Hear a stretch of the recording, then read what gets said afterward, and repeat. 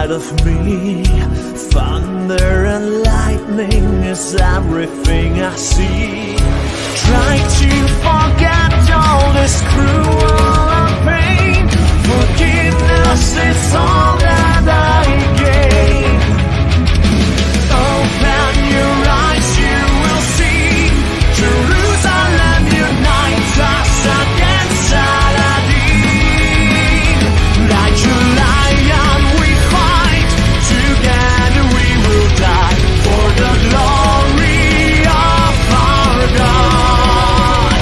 Justice on our side, this cross will lead to light. Follow Richard Lionheart. Salvation is my hope at the holy grave. Through incense and candles, I'm praying on my knees. God will forgive me for all that I've done, to triumph the devil's not throne. Open your eyes, you will see. Jerusalem unites us against Saladin. Like a lion we fight, together we will die for the glory of our God. Justice on our side, this cross will lead to light. Follow Richard Lionheart.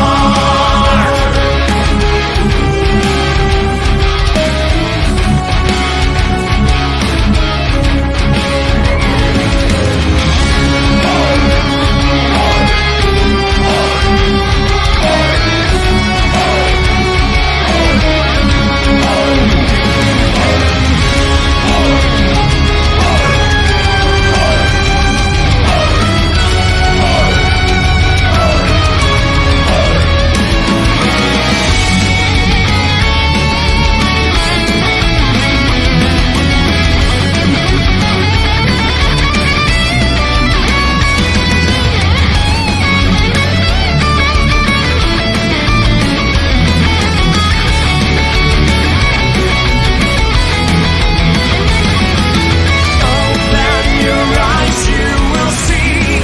Jerusalem unites us against Saladin. Like a lion we fight, together we will die for the glory of our God. Justice on our side, this cross will lead to light. Follow Richard Lionheart. We fight, together we will die for the glory of our God. Justice on our side, this cross will lead to light. Follow Richard Lionheart.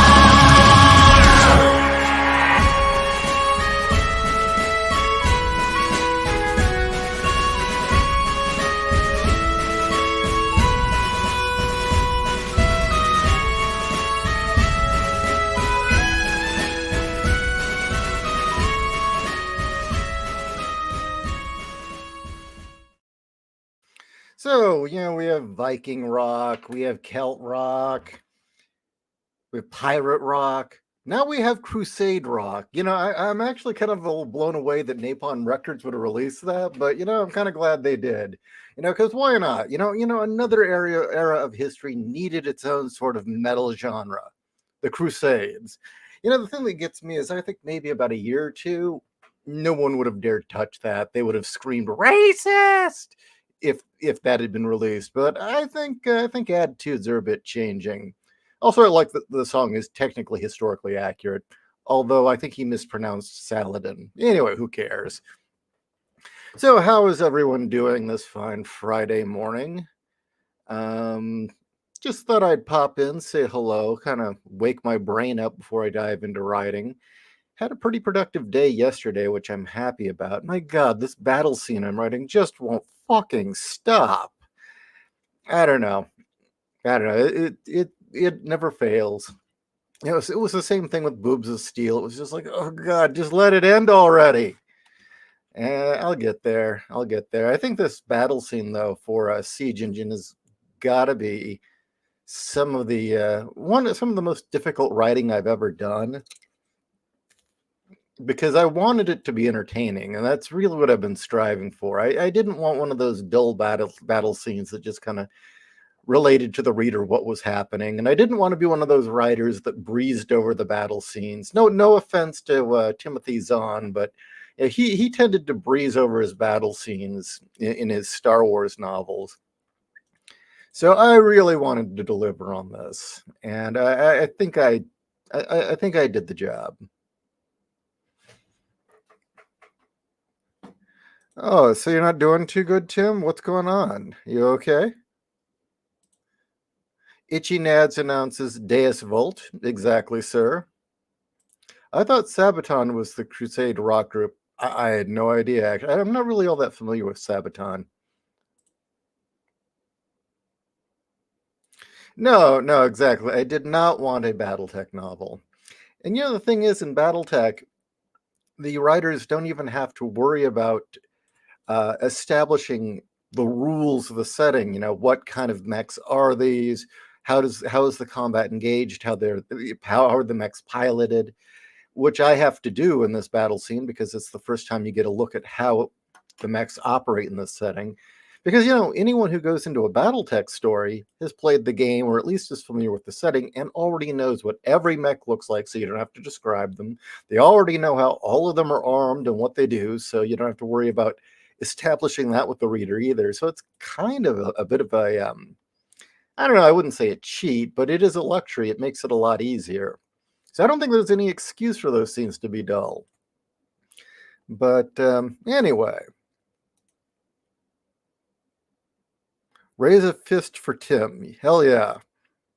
It's my anniversary and I'm on my way to my wife's grave. Oh shit. I'm sorry, Tim. So, like I said, I appreciate the description. Well, I'm sorry to hear that. That must be insanely rough, man. But I will try my best to distract. Um, Bar one. Well, here is a entertaining and distracting post. Bar one writes, "Metal is the most versatile form of music compared to hip hop, which has no tracks about hobbits." Absolutely true. Actually, could you imagine Tolkien-esque hip hop?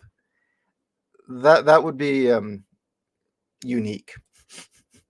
Yeah, I want to hear about hobbits from the hood, or what was it with oh God, was it Leprechaun 3 or 4 where it was Leprechaun in the Hood and he raps at the end? Sank is on Timcast right now? Oh my God. So Chicken Boy and Buffalo Man are having a discussion. That ought to be interesting. I guess with the Gunpla stuff, I could talk a little bit about that. Um, I've been experimenting with. Well, I started doing a new model. I'm working on a Zaku now, and as the Zaku designs are kind of more brutal looking than the Gundams and the utility one. I forget, what do they call the ones that aren't Gundams? They're just kind of the infantry in the Gundam setting. But unlike those, the the Zaku really look brutal. They look like they do kind of have that samurai meets World War One Germany aesthetic. So so I'm working on Azaku, and I've decided I'm going to make this thing look like it's just been through hell. That, and I'm giving it a paint job like a tank. I'm not giving it the cherry red color that the actual Zaku has in the cartoon. You know what? I don't care. It's anime, but I can call it a cartoon because you know what? It still is a cartoon. It's just from Japan, and it has a certain style. But you know what? Hey, the animated. Um, but yeah, I'm not painting it cherry red. I'm giving it this tank paint job, various colors of green. But I've been experimenting where I'll lay down a coat of metallic, either silver or aluminum color before I put down the base coat. Then I do the highlight layers. Then I paint the final color. All right, simple enough. Then go in and take a really fine piece of sandpaper. I've been using 5,000 grain sandpaper and just start sanding around the edges in certain areas. And the wear, some of the green wears away to the shadow or light layer, and then some wears all the way down to the silver. Um, or you can get the X-Acto knife and just like kind of make some scratches on it, and the results have been really good. I mean, the weathering results have been far more impressive than I expected. Because yeah, you do the light sanding and you get the shadow layer underneath, and that looks good. And if you sand even deeper in certain areas, it looks like you're starting to see metal underneath, and it's even got the paint scratched away because that's what you're literally doing. Don't know. I'm sure some of you guys are familiar with that. Red is Johnny Ritten's color. Pink is Char. Really? I thought Char was crimson. Is it really pink? The red Zaku is Char's most are green. Yeah, the one I picked up, I don't think it's Char's because it has a female pilot. Maybe it is. I forget the name of the Zaku, but it has this big ass fucking gun and a drum for the ammunition on its back. Okay, Zaku 2 FZ is my favorite Zaku design. Also, Char Zaku is salmon pink. Okay, pink doesn't quite have the same connotation in Japan that it does here.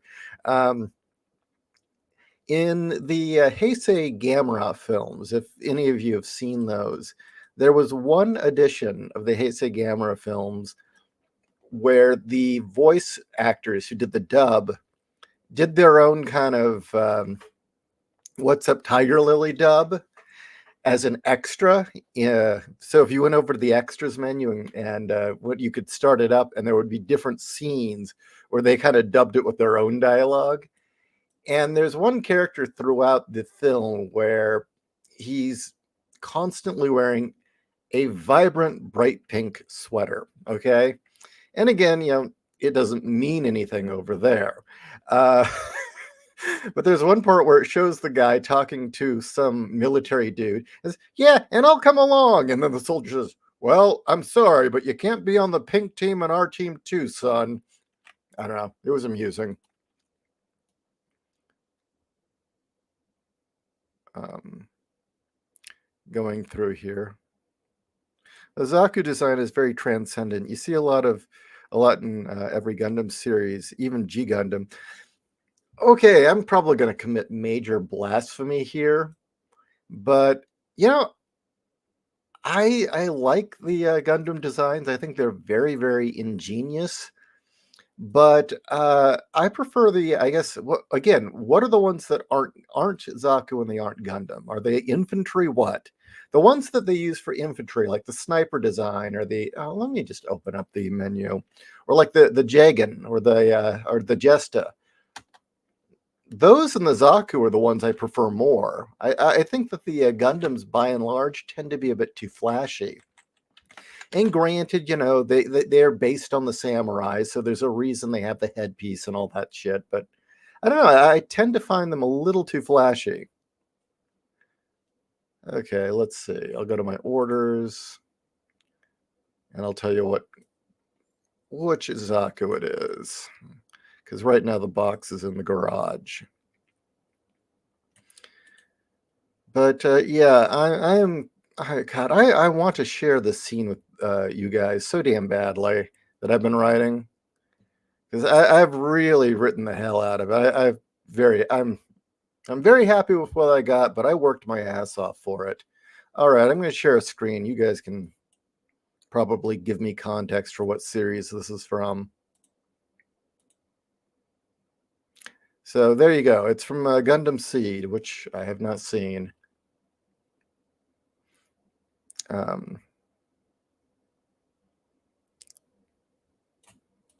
Don't forget to wash with a dark color. Really makes the yeah. I gotta do that. I'm gonna do that last after the thing's assembled. At this point, I'm doing that effect. Like I'll create I'll put together the torso and then do the sanding and chipping and scratching. I'll put together an arm, then doing the chipping and scratching. But for the overall wash, yeah, I will do that last. But yeah, absolutely. Maybe I'll do another a Gun Plus stream this weekend. Kat and I enjoyed that quite a bit. Hey, George, what's going on? I love that they finally made Titanfall model kits. Oh, let me look into that. Okay, give me a second.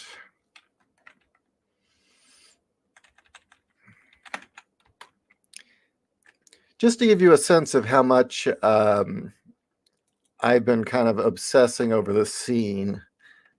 Let's see, Titanfall model kit.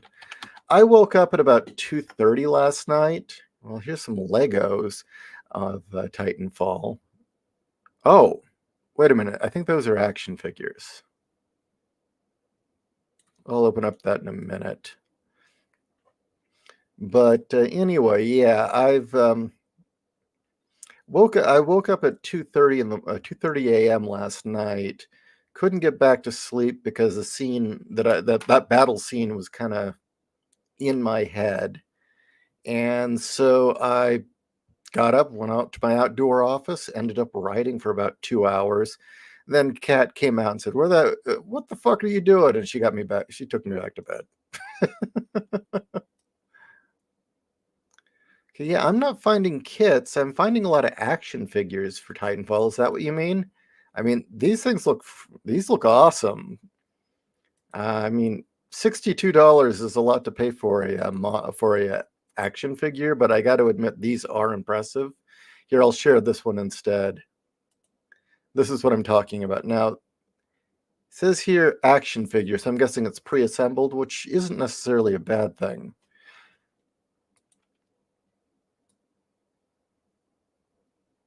Okay, William says, "Oh, that's a Seedzaku. You might want to wash your hands after touching it." Why? Is Gundam Seed bad, or what's the deal?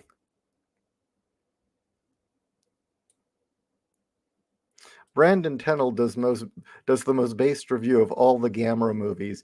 Yeah, yeah. Actually, Kat actually met him. He was in town one night, and the two of them hung out. I would have come along, but I was having an episode, which kind of sucked. It was really weird.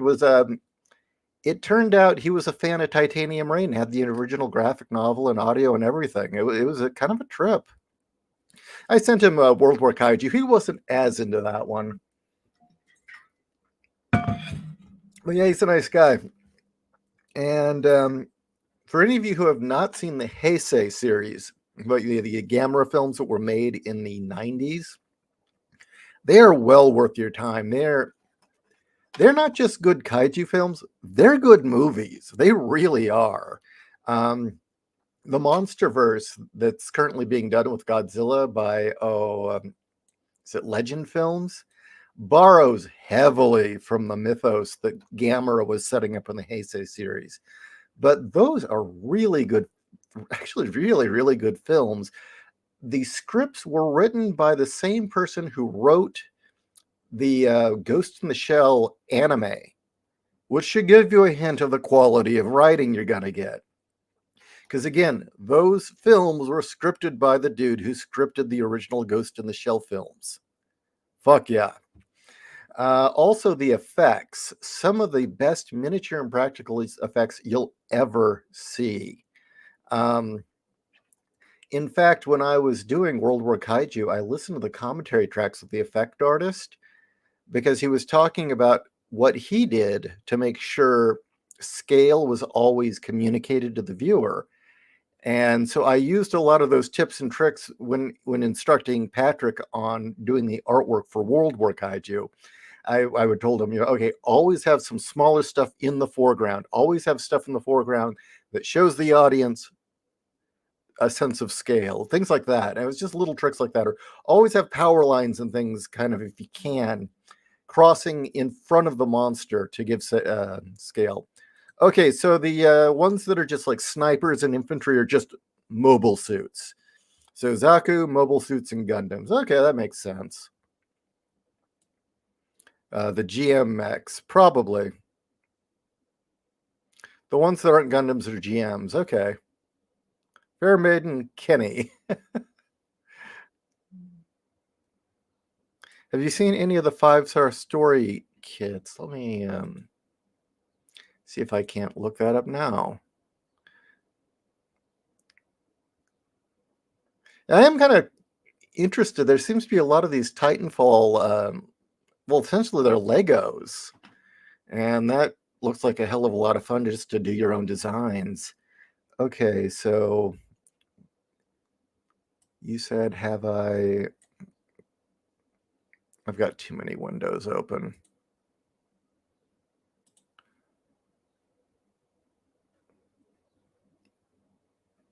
Sorry about this. Here we go. 5-star stories. Okay.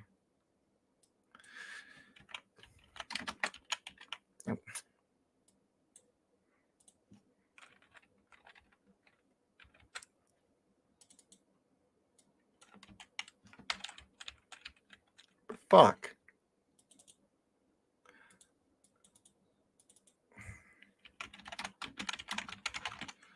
I don't know. The interface on Amazon's kind of being a pain in the ass.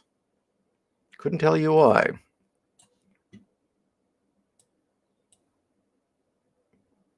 Nothing's. Okay. 5-star stories. Oh, I think I haven't touched these because they're kind of pricey, but they do look cool. What's this related to? Is there a series, or are they just kind of original designs? Yeah, like this Black Knight here. That looks pretty damn cool. Okay, this is something I've had bad results with this company. It seems that this what not the 5-star, but this company Kotobukiya, the fantasy star model here. That company, all the kits I've gotten from them have always been made of second grade plastic, very shoddy, very fragile. Joints often break. So I wouldn't get any from them, but this 5-star stuff looks kind of cool. Just wish it wasn't so damn expensive. My cutoff price for Gundams is $60. Anything more than $60, I won't touch, just because it's a piece of plastic, man. I'm not really feeling the gold paint job on this one, but the design itself is nice. Okay. I'm going to open up another one.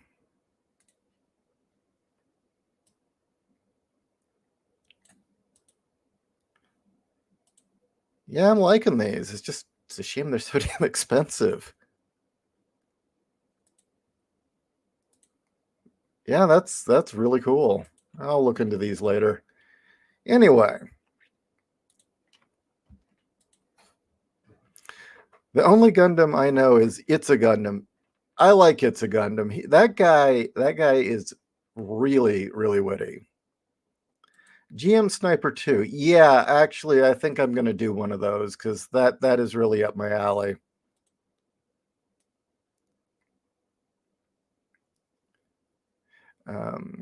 I like the Zapper Zaku naming for okay. Super deformed Gundams. Cat has a few of those. Ew, one of those seed Zakus. So explain to me what's wrong with these seed Zaku, because I thought the design looked cool. Or do I have horrible taste? Let's pull this back up.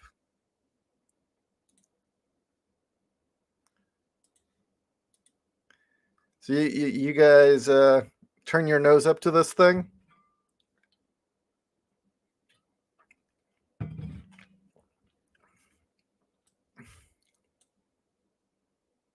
Okay. The mobile suits in Seed aren't painted. The armor color changes when it's activated. While off, they're all gray. Why? Sounds kind of lame.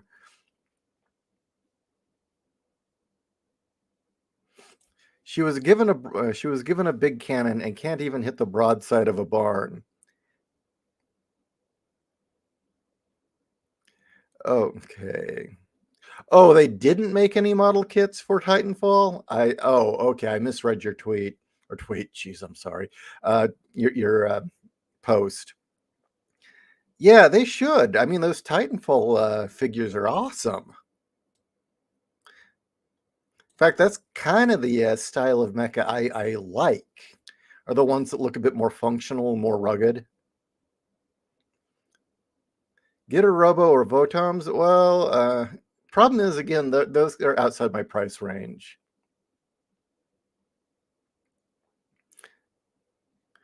See, Buddy knows what I'm talking about. The Heisei Gamera films are amazing. Yes, they are.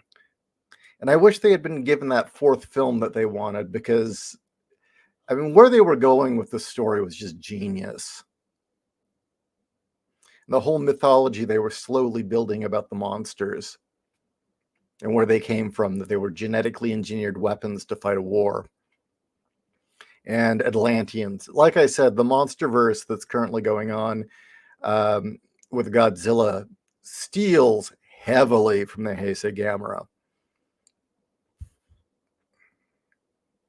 And the other thing is, in the Heisei Gamera films, the human characters are not at all boring. That is one of the things that so many monster films have trouble with, is keeping our interest in the human characters. In Heisei, they've got arcs, they're three-dimensional characters. There's a character that redeems himself. It's good. Gundam Seed is the most cynical corporate cash grab remake of the original series with a clusterfuck of a production issues. Ah, I see. I liked the design. There you go. Like I said, I've never seen it. Oh, Wolf. I knew from the start the Monsterverse borrowed from Heisei Gamera, because I watched them. Damn straight. Okay. Sorry. Okay. Talk to you later, Wolf. Hey, so did any of you listen to Raltz's werewolf story that I reposted? Since it's that time of year, and I had promised I would put up all of Raltz's various stories remastered and kind of a bit more fine-tuned. All the pauses, the the errors, and us interrupting him. We took all that out, and it's just Raltz. You guys been listening to those? Strangely, the second episode of that did really, really good, and the rest of them haven't. Not sure why, really. Let's see. Yeah, for instance, the werewolf stories only got 59 views. The one called He Ate Her Face, 67 views, but yet the most feared place in Europe has 567 views. I'm kind of curious. What it is about that one episode that everyone liked? I don't know. I thought that the one about his unit having to do a Rocky Horror Picture Show was by far the funniest. Of course, a lot of his stories don't get creepy until the end. A lot of them kind of are more of the hilarious clusterfuck of just the military. Okay, let's see. 5-Star Stories is a manga done by the guy who designed the robots in Zeta Gundam game. Oh, okay.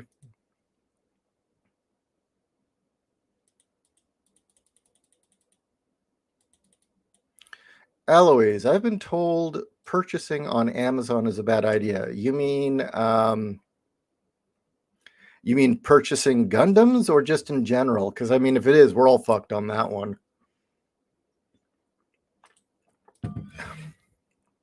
Then there's the titular Gunhead from Gunhead, the manga and live action movie. I don't know if there are model kits for it. They're a little pricey, unfortunately, but I've seen gunhead model kits. $60 too much, laugh cries, and 40K pricing. No, $65 is my limit for a model kit, and it has to be 1/100th or 1/72nd. I'm not this 1/44th shit. Horrible. Western mecha, tank on chicken legs, Japanese mecha, giant robot samurai, meme stuff in full effect with 5-star toys. Seed as a series is series want like many accuse it of feeling more like fanfic. Okay. The Seed Zaku is over-designed frag that soils the chunky style of the classic Zaku. That's fair enough. Gundam Seed is stupid and should be ignored along with Destiny. How about the Witch of Mercury? Shouldn't we all ignore that too? The designs of Seed are not bad. It's everything else that's bad. That happens a lot, doesn't it, with a lot of anime? Zaku 2 from the 8th MS team is far better. In Titanfall 2, I mained a Scorch, just launching fire traps. In air... Fuck yeah.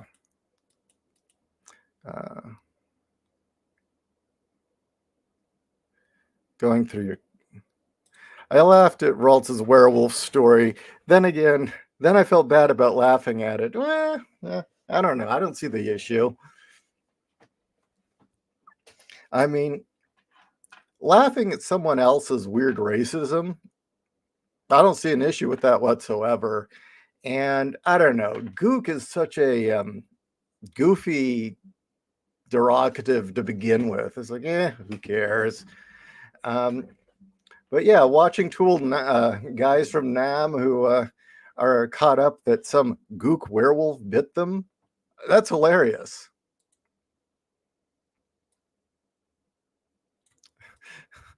Rolt's story time is mandatory. We worked out that they were both vampires. Okay, well, you know what? Since those aren't getting a lot of clicks, unfortunately, probably due just to it being YouTube, can you guys do me a favor? And since it's Halloween, kind of share some of those videos I've put together, Raltz's stories, on your social media just to kind of get it out there. Because, yeah, they really are worth hearing. And as we all know, I don't have a YouTube I don't have a Twitter account anymore. Twitter X kicked me off, and I'm not coming back. If that's how easy it is to get booted off, although yeah, I'm of the mind somebody wanted me to go away and somebody reported me, but that's okay because I don't know. It was getting to me. It was fucking up my brain. I know it was vital that I get out there and promote Boobs of Steel, and I'll probably start another Twitter X account soon as I have another book to promote, and I'll probably stay there for about 4 or 5 months until I'm miserable. But I miss the day when Twitter was fun. I miss the day when social media was fun, and it was just about talking to relatives and friends and promoting shit, finding new stuff, sharing interests. I mean, we always had assholes. It wasn't paradise, but it wasn't the shit show that we have now, that's for sure. As Fairman says, I love Raltz's stories. We've been listening to them right before bed. Raltz's story about Vietnam remain. The man-eating tiger that could not be killed. Yeah, I got to get the other ones. I mean, he's also got his Vietnam vampire story I've got to share. Buddy Smith, I always found it crazy that Gunhead started as a Godzilla script. Yeah, I know. Isn't that kind of a trip? I've always wanted to see the Japanese cut of Gunhead because I keep hearing it's better because the US cut doesn't make any sense. But who the hell knows? It's one of those lost media things. I've got it on DVD. It looks beautiful. Story is goofy as hell, or actually it's just confusing. But hey, whatever.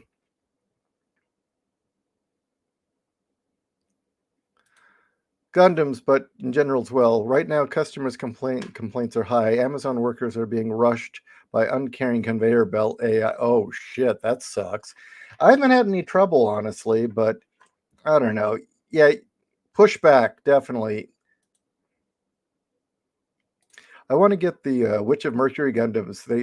They're cheap and they look good. Yeah, they do. The designs are very, very good. Anyway, I'm pulling up to the cemetery. See you guys later. Hey, you take care, Tim.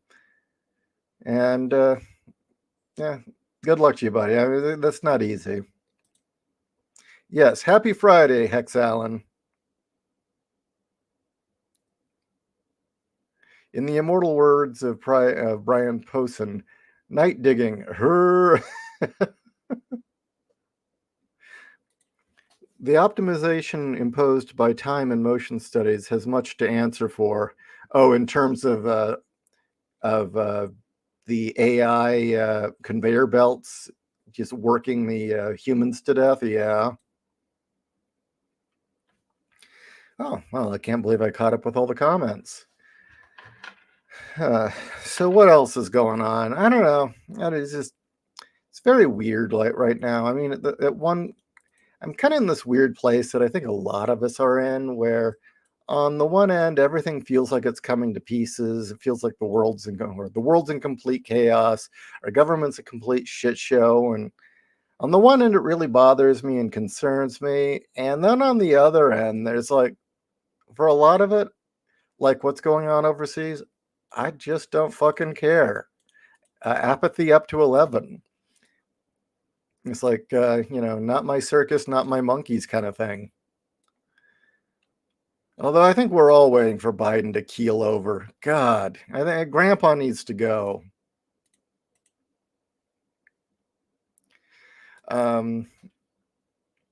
Most of my focus, though, has been on just getting the story done.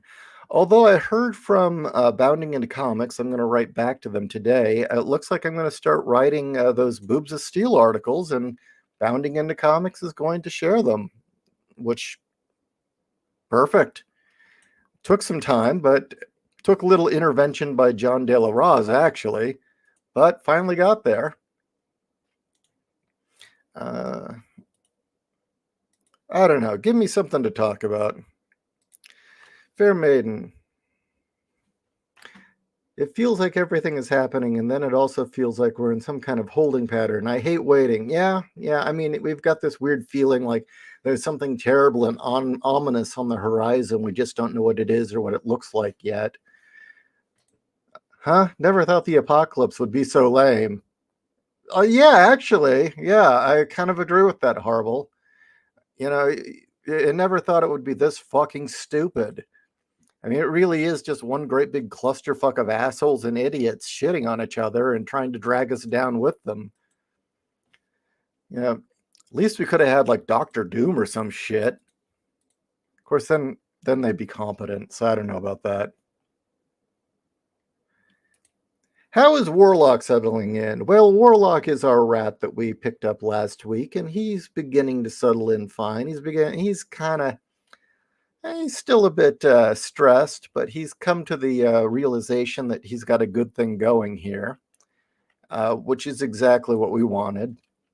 He gets a lot of time out of the cage, which is something most rats love, and he definitely does.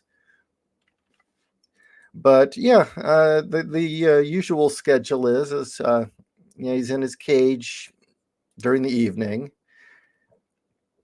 or when we're asleep. During the evening when we're watching stuff, we have him on the couch with us, and then when I go outside to work in my office, he comes with me.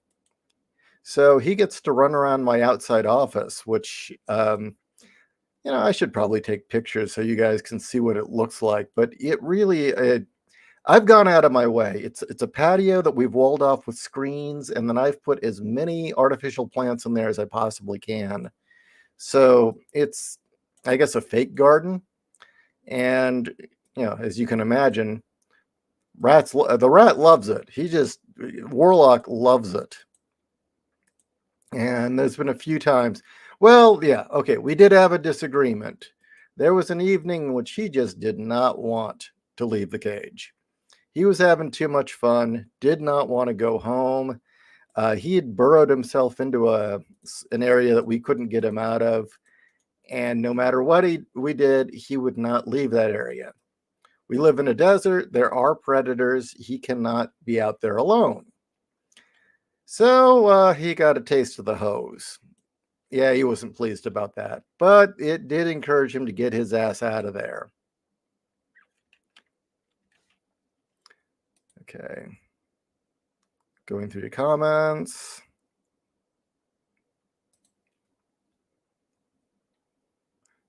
As Fair Maiden White, and more articles and interviews will come as a result of bounding into comics thing. You're going to screw up. You're going to screw up and make us prouder, boss. I'm going to screw up? Okay. Do you think Gen X's biggest weakness was apathy or strength, and that boomers would have crushed them if they tried to change things? Apathy was definitely one of our weaknesses, definitely. Also one of our strengths, but it was that whole fuck it, whatever ability just to continue to get by as everything was dumped on us and we carried the weight of the world. And we're just constantly told that we sucked and we were stupid and we had no future and that we were doomed to an apocalypse because God knows that they were going to give us one. And well, they weren't lying, were they? They're definitely going to give us an apocalypse, apparently. If they can do it, they're going to do it. But we were discussing this Monday, and it may have been the apathy, but that was also a survival technique that kept us alive and kept us self-sufficient. But I think the number one mistake of ours, the greatest flaw, was thinking we could be left the fuck alone. Really. We were so used to handling ourselves, being on our own, and not worrying what other people thought or what other people were doing. We really did have this impression that if we went over there and built our own with blackjack and stripper poles, we'd be fine. And God damn it, were we wrong. Apparently the powers that be and the boomers and the woke millennials, holy shit, definitely did not want to leave us alone. Wouldn't leave us the fuck alone. And the world came crashing in on us. We wanted to be left alone, and the world wasn't going to let that happen. The boomers were going to wrench us into World War III and economic discord, and the millennials were going to infiltrate all of our communities that we'd built up for ourselves and make them woke and horrible and kick us out. I mean, and we were too welcoming. We should have been more gatekeeping. We shouldn't have had that attitude of, yeah, okay, you do your thing, it's cool. Because look what happened. We should have kicked those fuckers out of the room the moment they started talking about feminism and wokeness and microaggressions. And I mean, a lot of us did laugh at them for quite some time, but we had the secondary problem there with the woke brigade that came from the millennials was that the boomers backed them up. And the boomers were still in power because the fuckers won't die and won't leave their posts. No matter what we do, I mean, it has been fucking impossible to get Gen Xers into positions of power because the boomers won't fucking leave their position. And then, around 2012, 2011, the boomers went out of their way to start firing all of us that were slated to take up those positions once they left. They actively went through and fired all the Gen Xers they could that would have filled those positions once the boomers left, especially in Hollywood. And that's when the writing started to decline. They did a purge within Hollywood. They did a purge within the gaming industry. And unfortunately, the money people, the people in charge, the people with seniority, were all boomers. And they fucking hate us for some reason. And they replaced us with millennials right out of college, primarily those who had taken ethnic studies or gender studies or some other bizarre activism shit. And today, everything sucks now. And I know Ralt said we didn't fight, and I don't buy that. I mean, I get what he means, but I disagree with him, and I might bring that up next week because, we did fight. We did. I mean, what the fuck was Gamergate? I mean, the problem with Gamergate is we won the argument and we thought that, okay, cool, we've won the argument, not realizing we'd lost the fucking war. Winning the moral argument, showing that they were all a bunch of hypocrites, that they were a bunch of nepotists in the gaming, they were all corrupt liars. We thought that was enough. We exposed them. Ta-da. But no. Then they said, yeah, we are that. Fuck you. We're doing it because we're on the right side of history, and it got worse. They said, in fact, you know what? Fuck you. We're going to invite Anita Sarkeesian into our ranks, and she's going to teach us how to do it right. So, yeah. And, keep in mind, Gamergate did have a big hand in getting Trump elected, which was definitely a victory. And those 4 years, oh God, I'm missing those 4 years. But, there was Gamergate, there was Comicsgate, which also kind of had its issues. That was internal, unfortunately. There was the Sad Puppies. Hold on.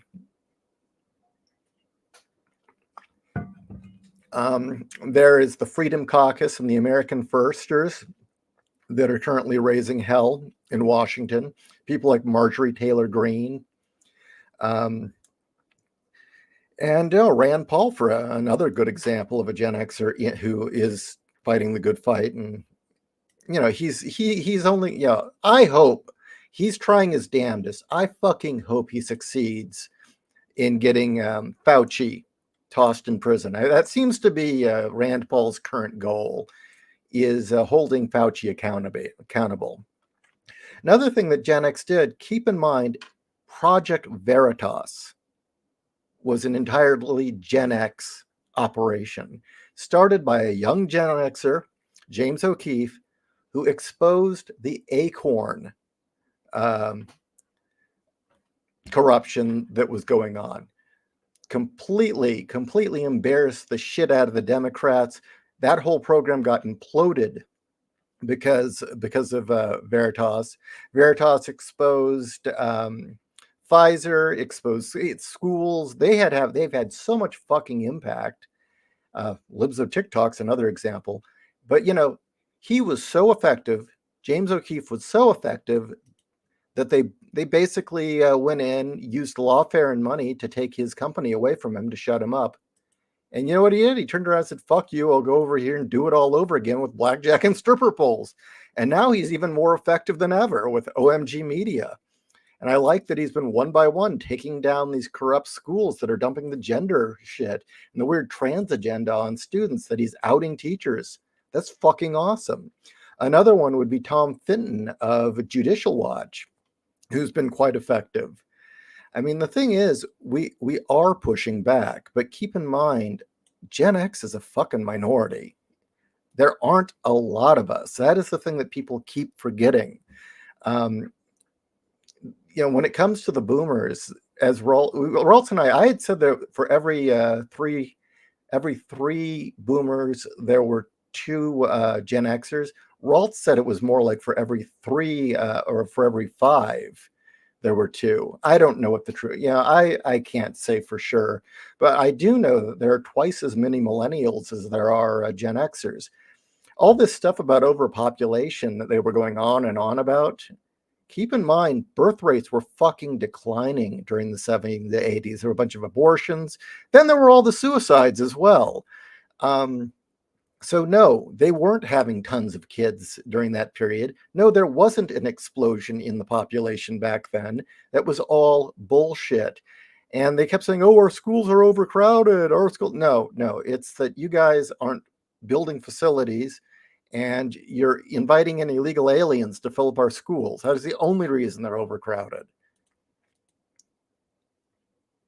But yeah, I wouldn't. I push back on that notion that we haven't done fuck all to push back. Okay. Wow, you guys have been busy talking.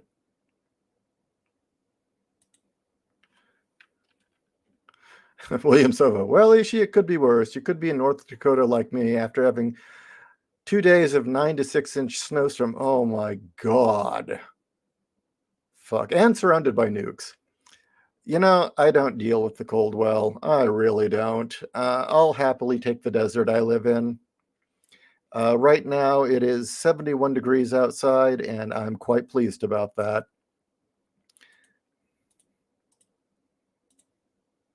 Are there pictures of your fur baby on Discord? I told Kat to post them. I don't know. Yeah, oh, yeah, I always bemoan how dystopia in lit is so much cooler, like in the Hunger Games. We get presidents and we get President Snow. Reality, we get Joe Biden. They get Caesar Flickman. We get Jimmy Fallon. Oh, Jesus. Yeah. There's an embarrassment. Okay, yeah. You know, and the other thing is don't think every Gen Xer is like Raltz and Janelina. I mean, you know, keep in mind we are responsible for oh, I don't know, Jimmy Kimmel, who actually used to be cool at one point, um, and Jimmy Fallon. Yeah, that's our fault. Same with Adam Sandler. Blame us, and you can blame us for that one.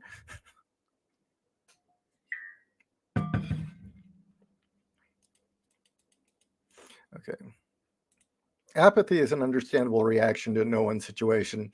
Look how cynical people got before the USSR collapsed or during the Japan lost years. Yeah, yeah. And honestly, I think in the big scheme of things, as far as the globalists and the you know one worlder types, I don't think the fall of the Soviet Union had been part of their plan, and I think that screwed a lot of things up for them. And they've been trying to compensate ever since because they never stopped trying to put Russia back in that spot of being the evil bad guy. That never went away. And don't get me wrong, Russia was our enemy, or Soviet Union was our enemy, and they were communists and they were bad and needed to be defeated. But I think the globalists never expected them to actually go down. Their apocalypse sucks. Um, the men who wanted to be left alone. Yeah, that's fair. Okay. The boomers hate Gen X because we informed them that they were no longer teenagers. Yeah, they did. We were the constant reminder that they were no longer hipping with it. They were no longer young, that they 60s and were over, that they had responsibilities and a mortgage. And, you know, they blamed us for ruining the party. You know, everything was fine till we came around. It's like, well, you know, maybe you should have fucking used a condom then. And yeah, it was very clear that the woman who raised me did not want me around. Of course, she wasn't really my mom, but boomers are throwing things out of natural order by not taking a seat. They're pathological about holding on to power and will never understand that they were never worthy of it to begin with. Vanity.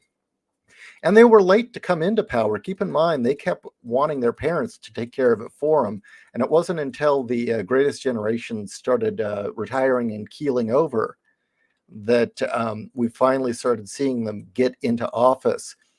Um, Bill Clinton was the first boomer to become president. And well, some people claim that Obama was the first Gen Xer. He's kind of more like Generation Jones because he was born like a year before Gen X. But see what I mean? Technically, they were really late to getting a president, where other generations had had a president very quickly in their lifetime. And even now, look, who do they keep falling back on? Biden. Biden is not a boomer, actually. He's the very, very tail end of the greatest generation, the not so great part.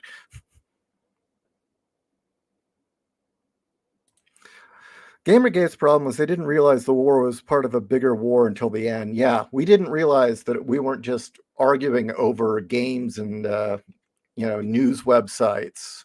But there was a much, much bigger conflict going on. And yeah, I don't know. Some good was achieved, but I don't know. When we really needed to rally our troops and push back again, then that whole thing started with um, Mr. Medicare didn't really want to lead, which was a bit of a problem. Sargon picked up the torch, but only so many people were going to follow Sargon. And you know what? To his credit, he took the fame that he amassed during Gamergate and started a news service. And he employed people, and he's doing what he believes. And I like a lot of what I don't agree with everything he says, but I like a lot of what he's saying. And I would say that's one of the success stories. Absolutely one of the success stories. And he deserves all the credit for that. If we'd had a few more people do the same, I don't know what it would do. We might be in a different position. Most boomers still think it's the 60s these days. Most people are not racist or pro-communist. They just want to be like Jane Fonda, hating the free market, but prospering on capitalism. They're all like that.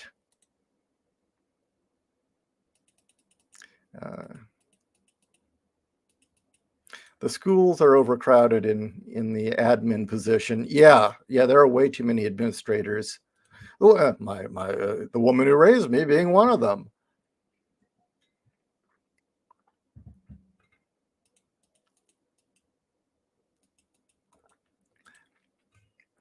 You guys are pretty much the minority here. You mean Gen X? Yeah. It didn't help that not only were we there weren't a lot of us to begin with, because the boomers really didn't want to have us. So a lot of us got aborted, and birth rates were declining at that point. Then there was a huge surge in birth rates with the millennials. But keep in mind that it wasn't just that there weren't a lot of us. The depression caught up with us. We had a lot of drug overdoses, a lot of suicides during our high school years. Whole lot of us offed ourselves. So that slimmed the numbers even more.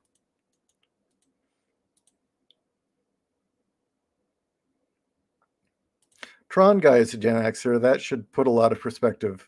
Tron Guy. I don't know who that is.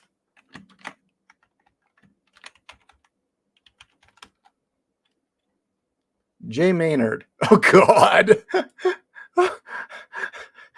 Oh, my God.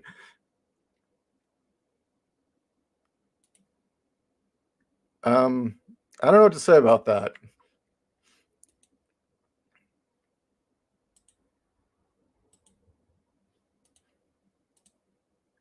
If I have kids, I'm homeschooling them. I'd rather die than let them interact with a bunch of anchor babies and they-thems. Good for you, Anime Acid Trip. Eloise, I wish I could live in Arizona, but the desert heat is deadly to someone like me. I prefer northern climates. Hey, how's it going, Ginger?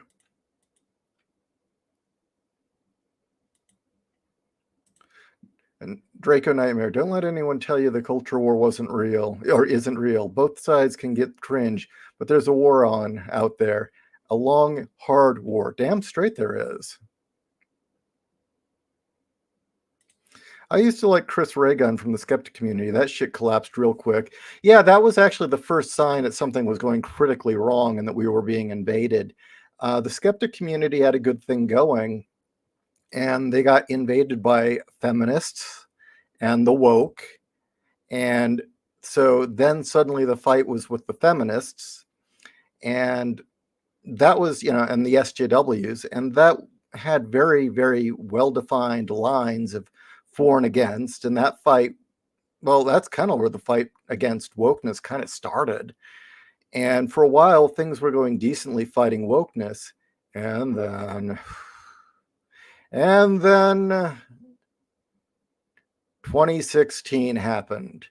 And a whole bunch of those skeptics who believed in free speech, life, liberty, and the pursuit of happiness and all that other stuff cracked. Utterly cracked, got TDS, and flipped sides.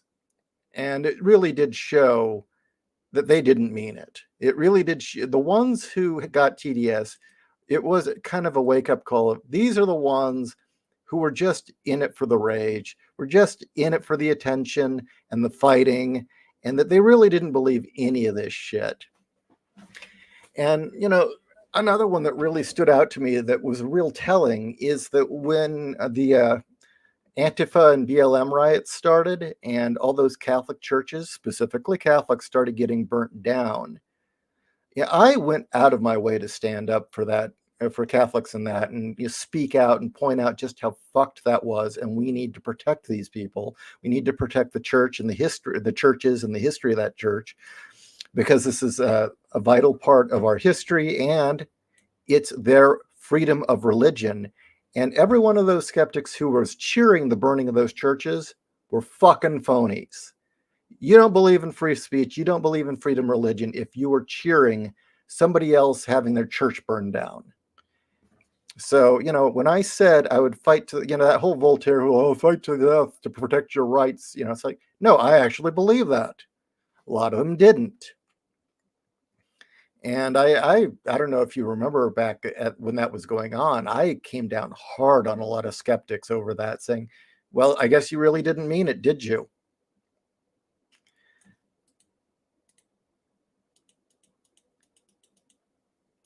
Okay. Ironcast. I mean, I wouldn't wish to be near the Mexico border myself. Well, it isn't that bad here because even with the Democrats stealing the governor position, the border, they can't really open up the border the way they have in California because they know that the voter base will kill them.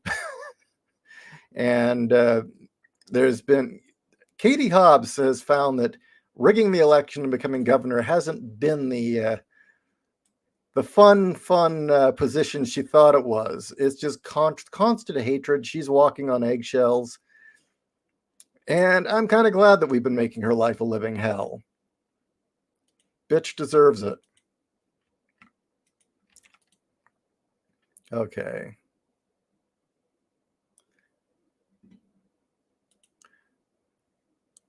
Suicides and overdose. Those are the people who die. The Jim Carroll band.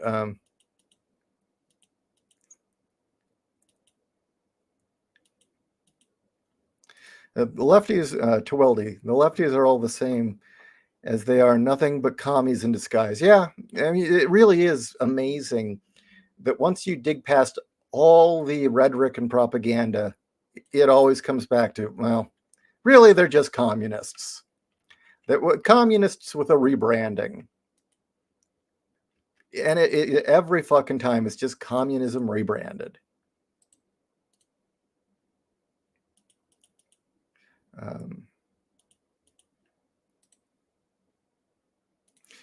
Chris Reagan and just some guy and black guy are all trash commies. Yeah, I mean, what happened? I mean, some black guy obviously he was a fake, or I don't know. He believed in a certain thing until it treaded onto his kink, little boys, and that was amazing to find out that he got really, really defensive when we started coming after the groomers and kept going on. Oh, it isn't real. Oh, no, there aren't groomers. There aren't child molesters. Oh, it's just anti-gay propaganda. It's like, you're so full of shit, dude. I don't know about Chris Reagan, what happened to him. Just some guy. Yeah. Oh, wait, some black guy. That was, I don't remember. I get them mixed up. Maybe it's just some guy. I don't remember.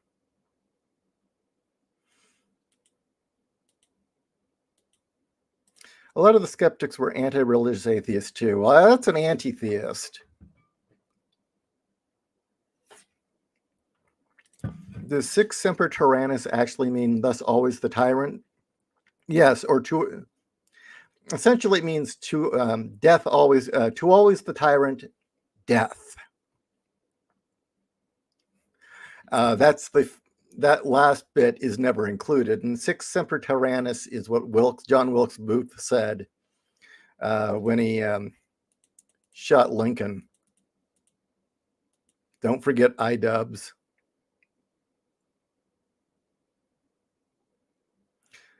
Okay, just some guy. As most of early Comicsgate was 90s libs, but keep in mind, a 1990s liberal these days would be considered far right. The things that a 1990s liberal supported, believed in, and were against would rate them as being far right these days, which should say a lot.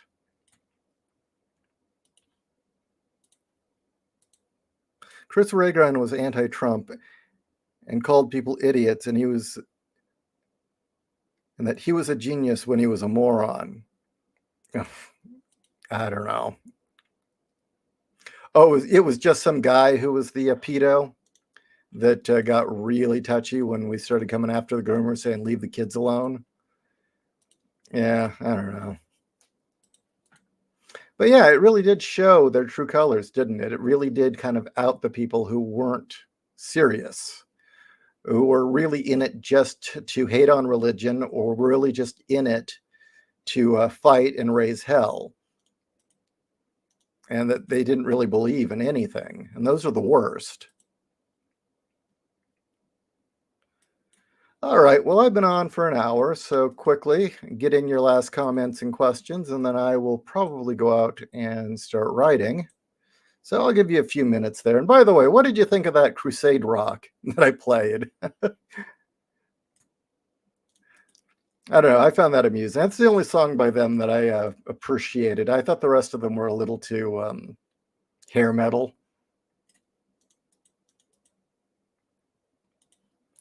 Okay. Gingeronimo. I suspect just some guy was hurt by a Catholic priest. Just look at how rabid he is against Catholic priests. Yeah, that is possible. Donald Trump and DeSantis did reveal the true warriors from those who wanted profit. Yes, they did.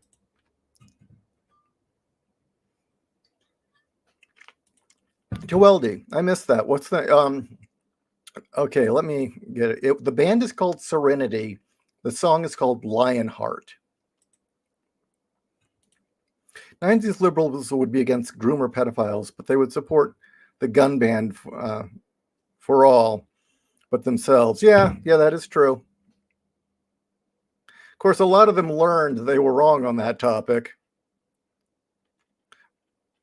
Myself included, by the way. In the 90s, I thought that gun control was a good idea. I was younger, and I'd been shot in the back and dealing with trauma. But, as I got older and I really started thinking it through, yeah, no, we all need guns. Seriously. Every American needs the right to arm themselves and protect themselves. And that's the fact. Yeah, and it didn't help that I had constantly people around me pressuring me to have that point of view. But, you're stupid when you're in high school. Oh, thank you, Dancing Godzilla. You read and reviewed Boobs of Steel. Greatly appreciate that. Please, if you've read Boobs of Steel and have not reviewed it yet, be like Dancing Godzilla. Review it. All right. Take care, guys. Have a good day.